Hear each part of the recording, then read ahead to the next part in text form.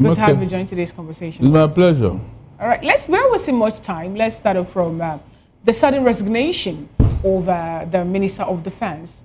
We learned that Badr Abubakar tendered his resignation, though citing health issues and all that. But so first, what do you make of that to start with? And why is it that he's resigning at this point? Oh, have a little or maybe a great increase, a spate in the number of insecurity and terrorism activities happening in Nigeria, although we learned that the president is already shopping to find a suitable replacement for Badr.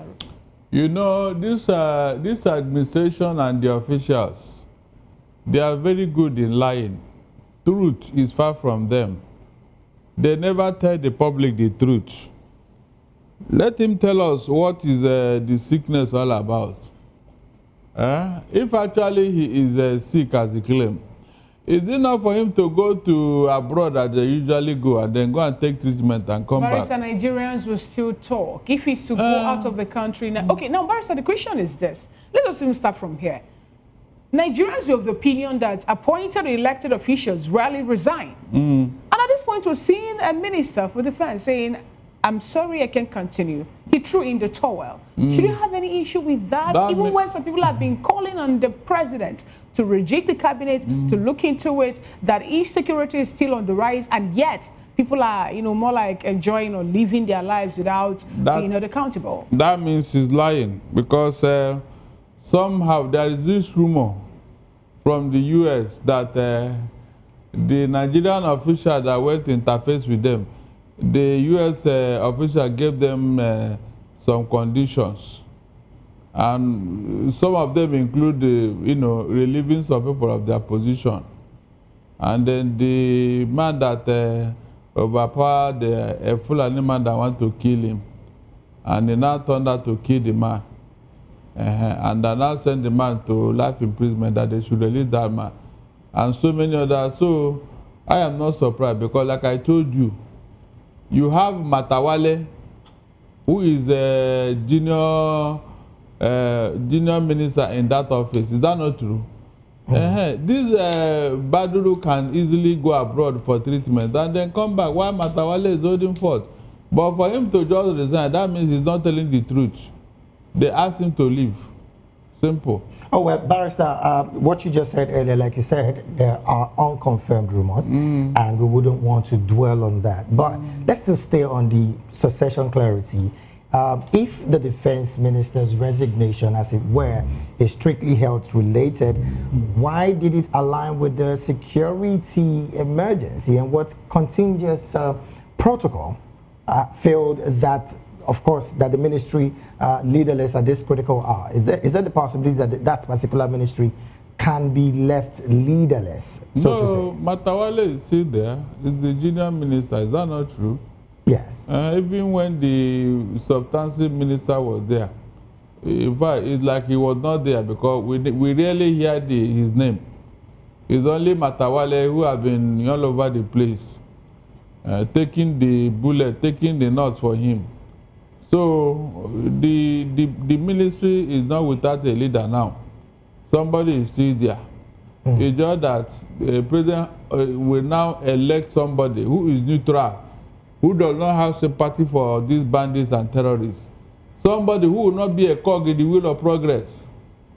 Because some people are working against the interests of the government because they have sympathy for the bandits and all that. So maybe gradually, when they open the lists, according to the government, we will not see those who have been sponsoring the terrorism. Now, Barrister, that's talking about that list. I wanted to ask your opinion on this. We have certain 400 names or thereabouts given to the president of Nigeria before now, prior to this administration. And later, we also saw another 16 names thereabouts, also with bureau to change officers and all that. And no one said anything about it. And just few days we saw Danny Bola telling Nigerians that the government is getting ready to release the name of terrorism financiers. What do you have to say about that? And what does that mean with the fact that we have US, France, UK providing support now to Nigeria to end insecurity? They are the one telling us what we want to hear, Abi. The government they mentioned have not said anything about their collaboration with the Nigerian government. It is just Nigerian government telling you the outcome of their meeting and all that. We don't know whether it is true or not because the foreign government have not confirmed it. Then why do you believe the part where you said they gave them some condition when you're saying the government have not really... I said it's rumor. Okay. Yes, I said it's rumor. And it is not unthinkable that in such a meeting, this government will not give conditions, especially the U.S. government. They must have given them conditions and things they ought to do. All right, then. And maybe that will stop the invasion according to them. All right, then. Well, Barrister, again, concerns have been raised about the resignation of this person, and it goes to say how much of sincerity when it comes to the trust between the Nigerian populace and, of course, political elites, particularly Nigeria, how much it has deepened. You would recall that the PDP chairman, the former PDP chairman, did resign on health grounds, and days later, he's been given the DG of the aviation space. You mean the former APC chairman? Former APC chairman, yes. Yeah. Now, as it stands, the defense minister presently is saying on health grounds he's resigning. Should we see another appointment come to him in the near days? What would that portend for the Nigerian security space and, of course, our political landscape? That's on one part. Before we get to the northern governors decrying more security consciousness. Now, there is nothing wrong in somebody resigning. Nothing wrong, whether on a health issue or whatever. If you find out that you don't fit into an office, please resign. It will save you the embarrassment and all that comes with it. The only reason why it looks like a strange phenomenon is because Nigerian officials, they hardly resign. They don't always resign, no matter the situation, except when they are forced to resign or something happens. That is when they leave office. So ordinarily, we shouldn't dwell on this particular issue so much because it is natural for somebody to leave office. That's why they say soldier go, soldier come, barracks remain. The office will still be there. So people will come and go, but the office will still remain. So there's nothing strange about it. But I know very well that that man did not resign on his own. All right. Let's come to this particular conversation, Barrister. The northern governors clearly are decrying the rising insecurity in their states, and of course they are reaffirming their support for state policing, and thereby also calling on the National Assembly to look into these policy and of course sign it into law. But the NSA did say a couple of days ago that the children that were kidnapped in that particular school are safe and okay, and of course they will be returned back to their parents. Of what intelligence does the NSA speak from, and how can Nigerians clearly have a clearer view of these intelligence that the NSA is speaking from? Look, David, go and quote me anywhere. The government and the terrorists, they communicate. They communicate, so they are giving them assurance that the children are okay while they are looking for the money. There is no other deal they are going to make here. They can't get those children by force, or all of them will die. They are communicating with them, just like Bayo Ononoga told us. So when they are telling us they are, so I won't doubt them because they are communicating with them. Now, Barrister, when you say they are communicating with them, we know that in Nigeria we have a law that is against giving or money, paying ransom.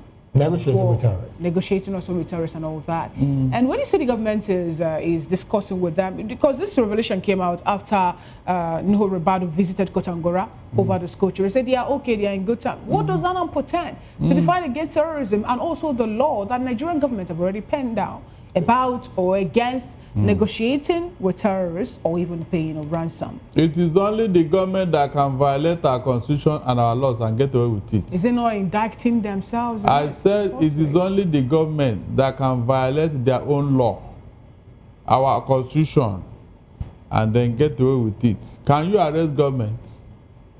Hold on. Can you arrest government?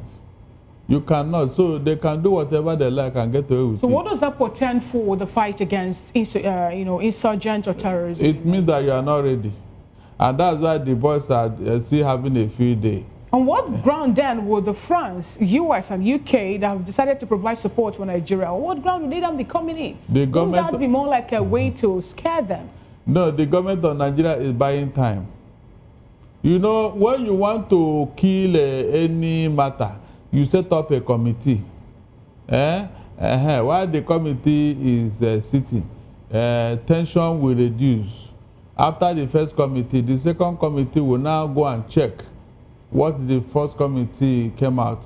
And when you want to talk, they say the government is still set up a panel to look into the matter. With it now, people will now relax.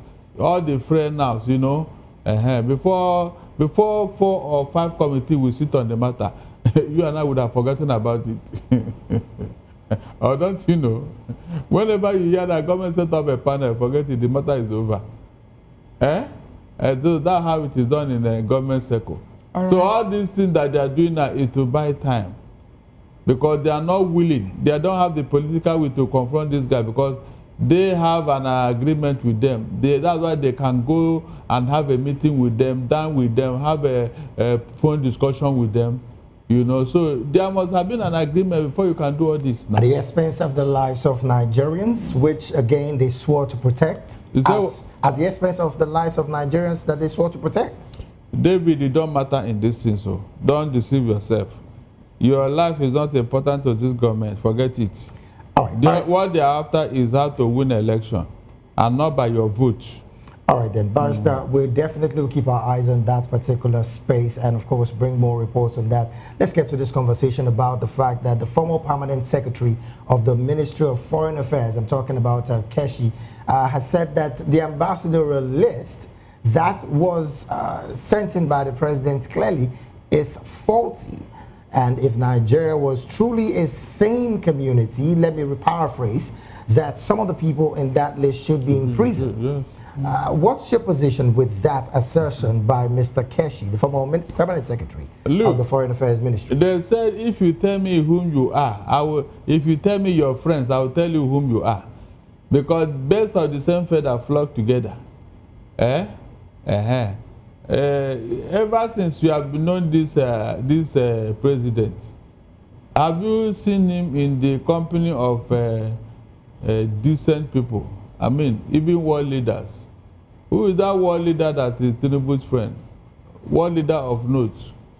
There are people you can, you know, without even thinking about, you can mention their friends in international circles, in political circles.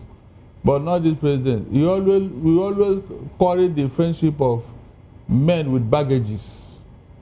You remember when he was granted amnesty to people? And you ask yourself, where is this coming from?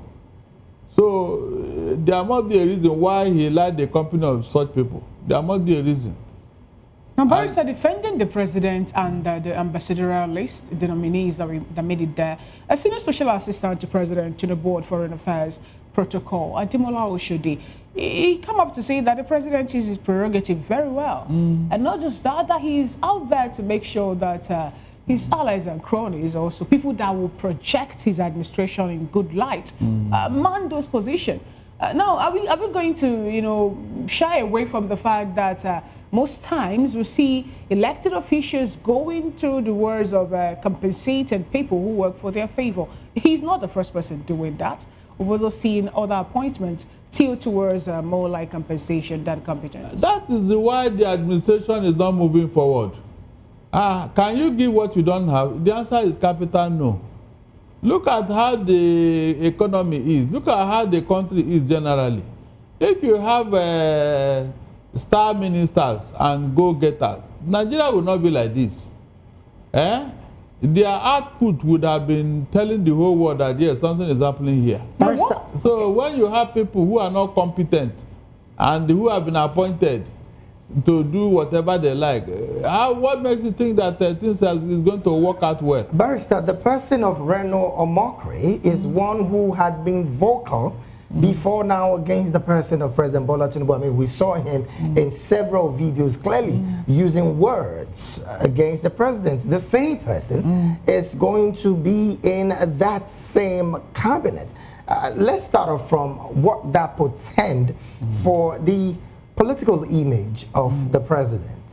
Now, a man is entitled to change his mind as many times as they like, but not in this particular situation, because this reign of mockery. In fact, in my show yesterday, we played a voice note where this man was swearing to a journalist that he will never work with Tinubu, that even if he approached him, he will not work with him, this and that. Right. So, but look at it. So, when you see a man like that, these are the people you are dealing with. But Barrister, he said something about accepting this nomination or the ambassadorial position just to show the world how much of a good person the president is and how he have a forgiving spirit. Because he came up to defend himself, saying that accepting that nomination, talking about the person of Reno now, is a way to show the world that President Bola Ahmed Tinubu doesn't hold grudges, but he's a man who, when he sees the light, want to work with it, and that is what he's doing at this point. More like thanking him for forgiving him,